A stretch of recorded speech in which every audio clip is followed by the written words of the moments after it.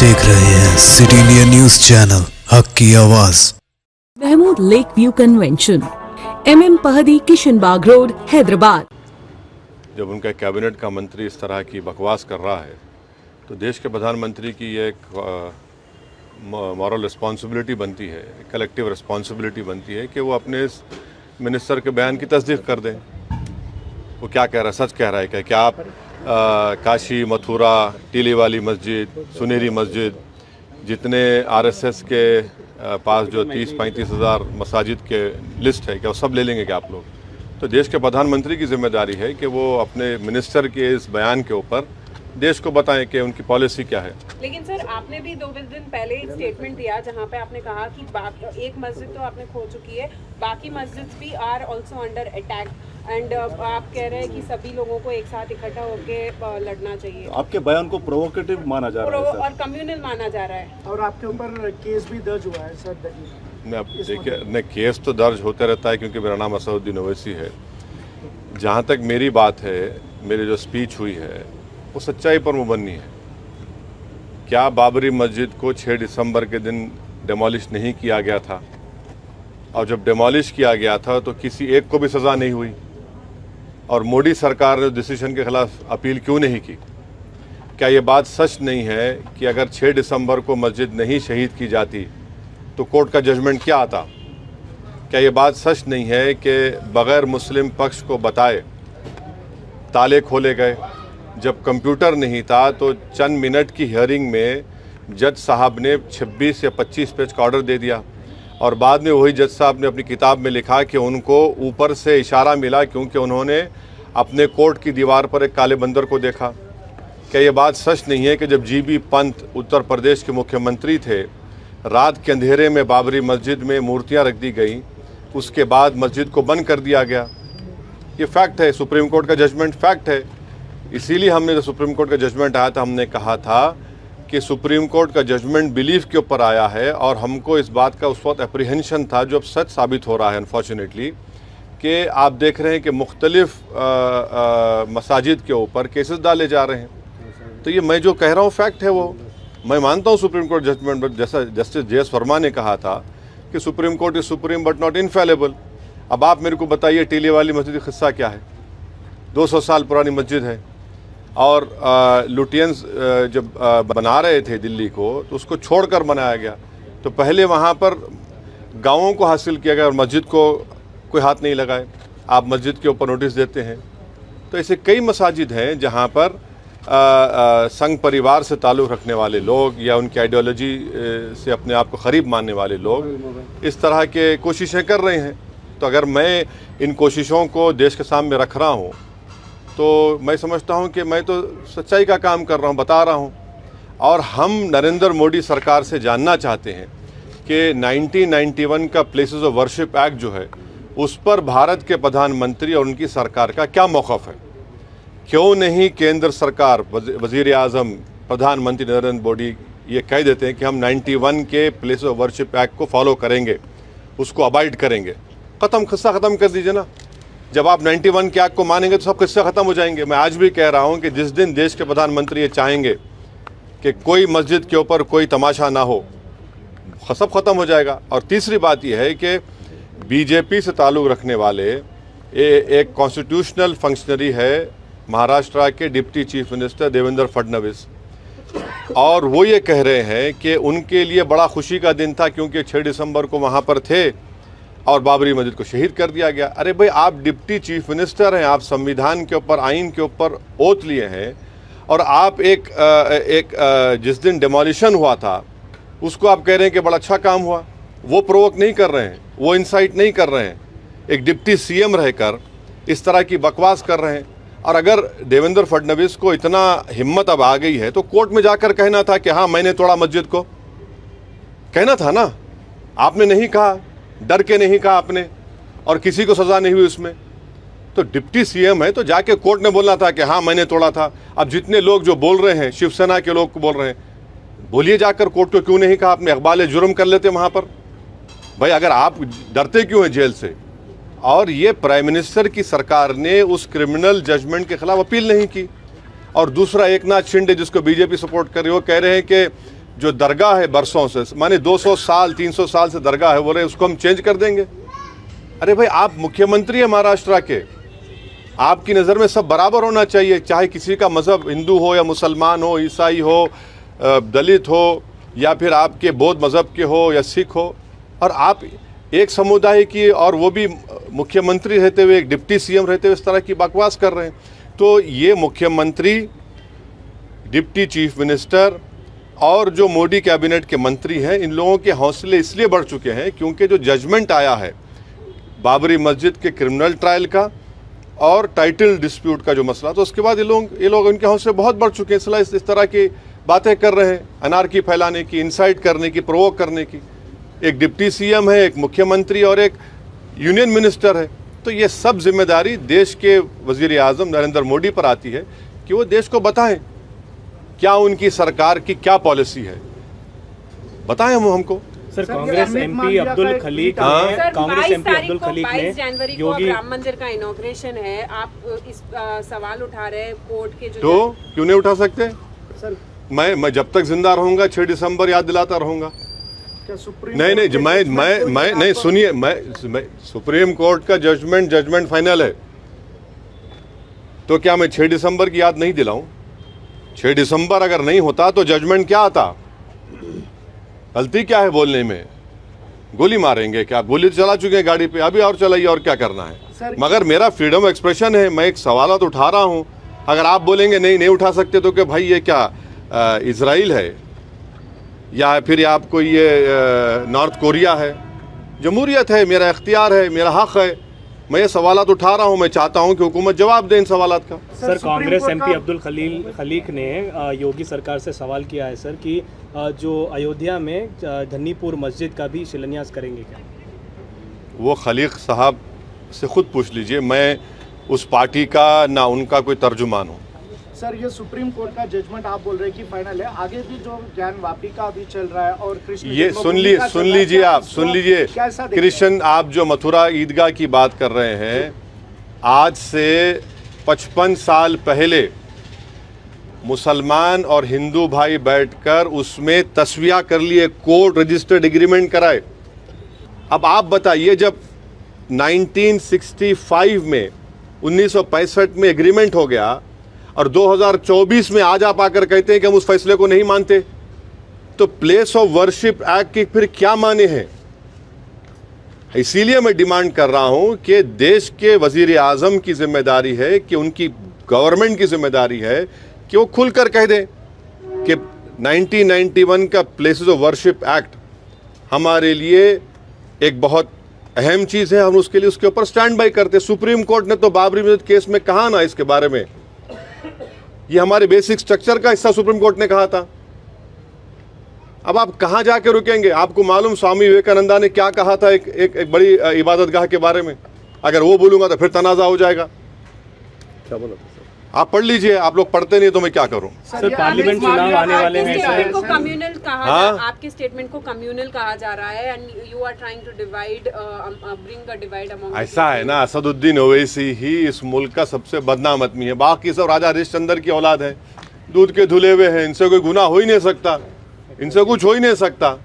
भाई, गांधी के कत्ल से लेके 2002 के गुजरात तक, उत्तर प्रदेश में बुलडोजर से लेके एनकाउंटर में हथकड़ियां हैं गोली मारने से, सब जिम्मेदार मैं हूं, दूसरे नहीं है। कोई बात नहीं, लगाइए इल्जाम। पार्लियामेंट तो अभी क्या होना चाहिए सर? क्योंकि 22 तारीख को क्या होने वाला है? 22 तारीख को इनॉग्रेशन होने वाला है, तो किस प्रकार का माहौल होना? एक तरफ आप जो है अपनी बात कर रहे हैं, हाँ, तो मेरी बात, मुझे अपनी बात करने का इख्तियार है। भारत का आइन, भारत का कॉन्स्टिट्यूशन, संविधान मुझे अपनी बात रखने का इख्तियार देता है। अगर आपको मेरी बात पसंद नहीं आ रही तो कान में रुई लगा लीजिए आप, मगर मैं सच्चाई को बयान कर रहा हूं। आप डिसएग्री करिए, मगर आप बोलेंगे नहीं, अब नहीं, तुम नहीं बोलना, हम वो कर देंगे। अरे भाई, क्या करेंगे आप? Sir, what is parallelly is also happening is CAA, which is back in focus. Yes. And many reports have suggested that center is set to notify law. CAA is anti-constitution. It is a law which has been made on the basis of religion. And please understand that CAA must be read with and understood with NPR NRC, which will lay down conditions of to lay down conditions to prove your citizenship of this country. And I'm telling you, if that happens, it will be a grave injustice, especially to the Muslims, to the Dalits, and to the especially poor people of India, irrespective of which caste and religion they belong to. It is unconstitutional because it is made on religion. Secondly, it has to be understood with NPR NRC. But sir, somebody who is genuinely a resident of this country, regardless of the religion, do they have to also fear? Isn't it fear mongering that's being put by the opposition as? Why is the BJP not accepting the Supreme Court monitored NRC in Assam? Why? It was a Supreme Court monitored. Why are they disagreeing? Why is that Chief Minister saying that he will do it again? You cannot make a law on the basis of religion and especially citizenship. You want to give citizenship to the Hindus of Pakistan, Afghanistan, Nepal, other South Asian countries, feel free to do that. No one stops you. But to make a law, you have to understand Citizen Amendment Act with NPR and NRC. You have to see those conditions which have been put there. This will be a grave disaster. Sir parliament चुनाव आने वाले हैं sir, BJP का बड़ा plan है राम मंदिर के inauguration के बाद 25 जनवरी से 25 मार्च तक मेगा कैंपेन करेंगे, लोगों को डिवोटी जो भी आ रहे हैं ये एक बड़ा तो कर रहे हैं वो लोग। और सर देखिए, इस बार उनका स्लोगन है इस बार 400 पार और तीसरी बार मोदी सरकार। देखिए 1989 में अरे तो रैली फैन बना रहे 1989 में बीजेपी को बाबरी मस्जिद याद आई, उसको क्या बोलते हैं, पालनपुर रेजोल्यूशन। उससे पहले ना विश्व हिंदू परिषद बात करी, उससे पहले ना महात्मा गांधी उसके बारे में बात करे, ना वल्लभ भाई पटेल बात करे, ना तिलक बात करे। 1989 में बीजेपी पालनपुर रेजोल्यूशन में राम मंदिर का रेजोल्यूशन पास करी। ये बात आपको समझना है, आप लोगों को देश को समझना है। उससे पहले इनको याद नहीं था, विश्व हिंदू परिषद बनी 1960s में, उसमें नहीं था ये। पालनपुर का रेजोल्यूशन 89 में बना। अब जाहिर है बीजेपी तो इसी पे पॉलिटिक्स कर रही है ना। आप नौजवान बेरोजगार है, 2 करोड़ नौकरियां देते बोले, अब प्राइम मिनिस्टर बोल रहे कि हम फरवरी तक 13 लाख देंगे। महंगाई आसमान को छू रही है, मगर आप ये इशू को उठाएंगे। लोग बोल रहे हमारे को खाना नहीं है, तो आप कुछ और देना चाह रहे। ये उनका असल है, एजेंडा ये है। 2000 स्क्वायर किलोमीटर पर चीन घुस के बैठा हुआ है। 65 में से 25 पेट्रोलिंग पॉइंट हम खो चुके हैं, उसमें देशभक्ति याद नहीं आती। हाँ, आप ये बात कर रहे हैं तो ये देश देख रहा है। सर नए amended law hit and run को लेकर काफी विवाद चल रहा है सर। हिट एंड रन का जो लॉ है, मैं पार्लियामेंट में खड़े होकर इसकी मुखालिफत करा था, मैं स्पीच भी डाला उसकी। क्रिमिनल जूरिस्प्रूडेंस में आप 2 साल से 10 साल कर देंगे, ये क्या है भाई? ये क्या बनाना चाह रहे इस मुल्क को आप? ठीक है वो गलत है, क्राइम है, मगर 10 साल कैसा करेंगे आप? और उसमें आप बेल नहीं होंगी। मैं उस वक्त वार्न करा था लोकसभा में मेरी स्पीच में, मगर 306 आप लोग आज हवा में उड़ रहे हैं, ज़मीन पे पैर ही नहीं है आपके। अब जब पूरे ट्रक ड्राइवर्स निकल गए और पूरा शहर जाम हो गए, शहरा जाम हो गए, रोड पे पेट्रोल नहीं, डीजल नहीं, तो जब इनको ख्याल आया क्यों प्राइम मिनिस्टर मोदी और अमित शाह आवाम रोड पे निकले डरते हैं लोग। अबे पार्लियामेंट में हम बोले आपको वार्न करे मत करो ये काम आप, मगर आप नहीं सुने। मैं फिर से कह रहा हूँ, ये जो नया तीनों फौजदारी के कानून लाए, ये रोलेट एक्ट की याद दिलाता है।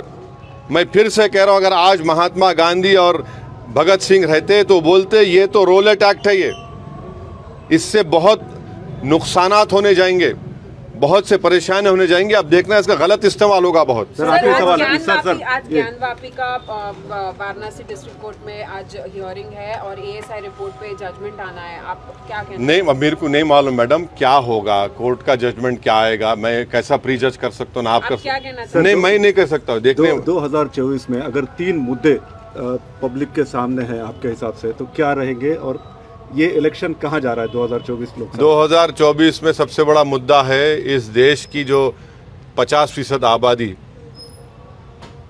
जो नौजवान है, बेरोजगार है, वो सबसे बड़ा मुद्दा है। दूसरा मुद्दा है महंगाई का। तीसरा मुद्दा है चीन का, जिस तरीके से चीन हमको परेशान कर रहा है और ये गवर्नमेंट जो है खामोश बैठी हुई है। ऐसे कई 1-3 मुद्दे तो आप बोल रहे हैं, मगर बहुत से अवामी तकलीफ के मुद्दे हैं जो लोगों को परेशान कर रहे हैं। और क्या इंडिया ब्लॉक प्रधानमंत्री मोदी को नहीं, मेरा उससे ताल्लुक़ नहीं है भाई। आप उनका जो इससे ताल्लुक़ है उनसे पूछिए, आप वो आपको मुझसे बेहतर जवाब दे सकेंगे। सर दिग्विजय सिंह ने बताया नहीं, वो सब वो मेरा ताल्लुक़। 2024 से पहले हिंदू मुस्लिम मस्जिद और मंदिर की राजनीति चल रही है कि क्या ये इसको लेके वोटर्स पोलराइज नहीं होंगे? किस तरह से आप समझ रहे हैं? ये नहीं चल रही थी पहले ये, मगर अभी ज्यादा हो रहा है। हाँ, नहीं, ये तो चल ही रहा है ना। कब खत्म हुआ ये बोलो आप? अगर ये नहीं चलता तो जेलों में सबसे ज्यादा मुसलमान क्यों होते हैं और 16% कन्विक्शन होता है। और जो तरक्की है होती है, जो इंटर जनरेशनल ऑपरेबिलिटी मोबिलिटी बोलिए, क्यों मुसलमानों में कम है? क्यों मुसलमान भारत की लोकसभा में कम क्यों, खाली 5-5.5% हैं? ये है ना, ये फैक्ट है। अगर ये फैक्ट नहीं होता तो भारत की पार्लियामेंट में, लोकसभा में जितने मुसलमानों की आबादी है, कम से कम 50 जीत कर जाते, 55 जीत कर जाते। नहीं हो रहा है क्योंकि आप जो बोल रहे वो है वो। और 2014 से तो और बढ़ गया है ये। बीजेपी के पास एक मुस्लिम एमपी नहीं है। बीजेपी तो टिकट भी नहीं देती किसी को, मगर सबका साथ, सबका विकास, सबका विश्वास का बाजा बजाते हैं जरूर। सॉफ्ट हिंदुत्व ने बल्कि एक्चुअल हिंदुत्व फॉलो कर रहे हैं सब लोग। ये फैक्ट है। Sir we can not afford another Godhra incident. एक और गोधरा इंसिडेंट हम लोग अफोर्ड नहीं कर सकते कर्नाटका में। इसके लिए जो भी डिवोटीज जा रहे हैं उनको एम्पल सिक्योरिटी प्रोवाइड। कौन बोल रही है? कांग्रेस नेता है। हाँ, कांग्रेस उनसे पूछो भाई, मैंने बोला। सर, उनसे पूछो। सरकार आई है प्रजल पालना, आप भी घूम रहे हैं और जगह जगह एप्लीकेशन। देखिए गवर्नमेंट की जितनी भी स्कीमें रहती, चाहे कोई पार्टी पावर में रहो या बरसर इख्तिदार रहो, MIM पार्टी की जिम्मेदारी ये है और थी और रहेगी, और हम उसको बखूबी निभा रहे हैं कि जो गवर्नमेंट की स्कीम है वो गरीब आवाम तक मिले। इसीलिए प्रजा पालना में जो कांग्रेस पार्टी ने यहाँ पर वादे किए थे कि इंदिरम्मा इल्लू जो स्कीम है, अगर ज़ाती घर है तो उसमें पैसा बना देंगे घर बनाने के लिए, या ज़ाती घर नहीं है तो आप 2 BHK देंगे, जिसके पास वाइट रेशन कार्ड नहीं है उसको देंगे, 200 यूनिट इलेक्ट्रिसिटी फ्री देंगे, ख़वातीन को 2500 रुपये देंगे, जो ओल्ड एज हैं, बीमार हैं, उनको गवर्नमेंट पेंशन देंगी। तो हमारे MIM पार्टी के बूथ लेवल प्रेसिडेंट्स जहाँ जहाँ ये सेंटर्स बनाए गए प्रजा पालना के फॉर्म देने के, वहाँ पर हम लोग पिछले 6 दिन से माशाल्लाह से 100 की तादाद में MIM के मेंबर्स, कार्यकर्ता वहाँ बैठकर हेल्प डेस्क बनाकर गाइड कर रहे हैं। और हम उम्मीद करते हैं कि 6 तारीख के बाद जब ये आखिरी दिन होगा, यहाँ की जो रूलिंग पार्टी है वो इन तमाम एप्लीकेशंस को लेकर गरीबों तक जो उनके वादे थे उसको पूरा करेगी। सर ओल्ड सिटी में डेवलपमेंट को लेकर चर्चा हो रही है। सर CM रेवंत रेड्डी ने पर्सनली यहाँ पर जो है मेट्रो रेल की भी बात की है। उस पर कैसे? अच्छा है, डेवलपमेंट होना चाहिए ओल्ड सिटी में, क्यों नहीं होना चाहिए? तो आपका भी फ्रेंडली अलायंस रहेगा क्या कांग्रेस? किससे? अरे किस से तुम लोग अलायंस करना चाहते हैं? मेरा हिस्सा क्या है? अरे भाई तुम फंस गए, रजिया का हल कर दे रहे मेरा, छोड़ो। रिश्ते तो अल्लाह की रजा से होते हैं, वो रब जो सब पर मेहरबान है। और इन लम्हों को खूबसूरत बना रहे हैं महमूद लेक व्यू कन्वेंशन, जहां आपके तमाम यादगार लम्हों की तकमील होती है। शादी, वलीमा, engagement party, birthday party, kitty party, anniversary parties, हकीका जैसे फंक्शंस के लिए महमूद लेक व्यू कन्वेंशन से जुड़े। जदीद और फुली एयर कंडीशन 200 से 800 मेंबर के लिए वासी इंतजाम। खूबसूरत लेक व्यू का नजारा लें महमूद लेक व्यू कन्वेंशन से। मयारी और खूबसूरत इंटीरियर और एक्सटीरियर, वासी parking, separate lift for ladies and gents. Mahmood lake view convention, booking खुली है, हमसे राब्ता करें। MM Pahadi, Kishan Bagh road, Hyderabad.